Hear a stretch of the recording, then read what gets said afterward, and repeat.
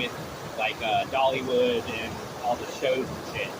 So you get a lot cheaper access to it. So living here is a lot cheaper than visiting here. Right. Okay. I get that. I'm going to talk to my wife about that. She loves to come out here. Yeah, renting sucks. It is expensive, and there's very little housing. Okay. All the housing is like short-term rentals. That's the part that gets everyone stuck. But we bought property, so we were all in from the get-go. Do they have rent-to-own spots? They should have that, right? They do. Rent-to-own? They do.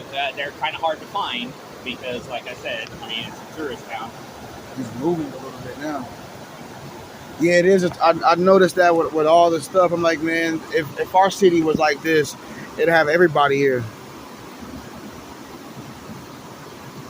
Yeah, man, especially for kids. Like, if they grow up here, if they do 2 years of high school and they graduate in these counties, they get 2 years of fucking community college paid for. Done. That's crazy.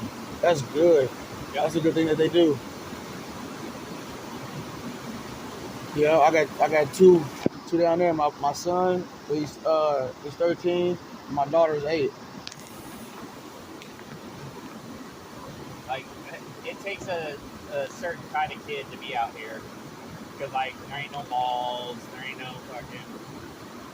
a lot of stuff for kids to just go and do. It's all, like, family-oriented.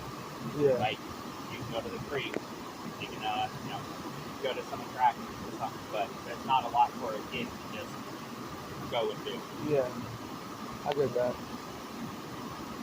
All right, man. Well, it's good chatting with you, man. Chatting with you.